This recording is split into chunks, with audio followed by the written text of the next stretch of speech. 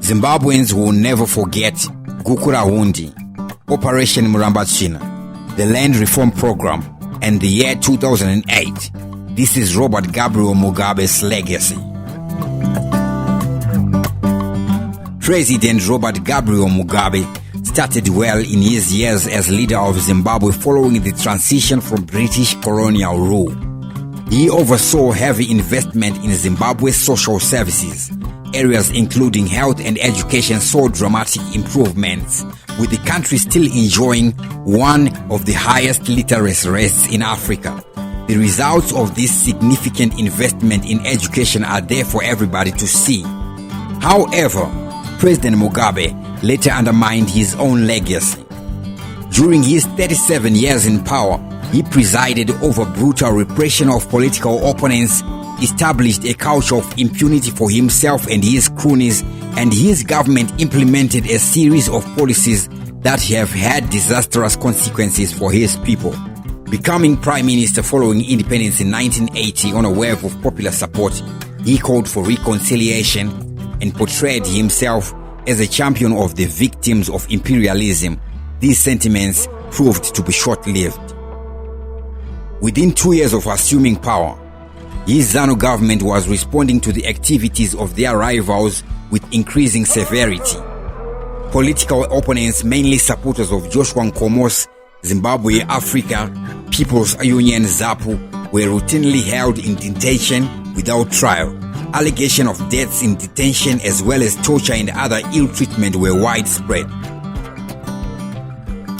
By the end of 1982, Amnesty International was receiving reports of human rights violations and abuses by state security agents in Matabeleland.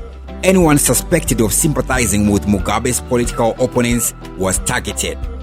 The military crackdown across Matabeleland and Midlands provinces that ensued in the following years was bloody and brutal, known as Gukurahundi, a Shona word for the early rains that washes the chaff before the spring rains. It claimed the lives of more than 20,000 people. With nobody held accountable for the killings, a dangerous precedent of impunity was set early on Mugabe's reign. It was one he went on to exploit time and again. After assuming the elevated position of executive president in 1987, Mugabe further cemented his power following the election of that year. Throughout his presidency, general elections were characterized by spikes of serious human rights violations and abuses by the state security agents and ZANU-PF activists. Opposition supporters suffered torture, harassment, intimidation, and even death. In 2008, the perceived aberration of Morgan Tsvangirai's Movement for Democratic Change (MDC) first-round election victory was quick changed, forcing Tsvangirai to withdraw from the runoff. A wave of violence unleashed by the army against those suspected of voting MDC ensured that Mugabe won by a comfortable margin after the second round of the votes were counted. In all, more than 300 were killed, thousands more were injured or subjected to torture and other ill treatment. Amnesty International's calls for the crimes to be investigated went unheard. An increasing reliance on security services to suppress dissenting voices both within and outside his party became a hallmark of Mugabe's rule. Human rights defenders, journalists, those with dissenting views and opposition party activists were locked up on politically motivated charges or under draconian laws. Some were forcibly disappeared or tortured, others were killed. Much early progress made on economic, social, and cultural rights was wiped out by a series of disastrous government policy decisions. Carried out in 2005, Operation Murambatsvina, a Shona word for drive out trash, was one of the most devastating forced evictions in Zimbabwean history. The United Nations estimated that 700,000 people had their homes or livelihoods or both destroyed.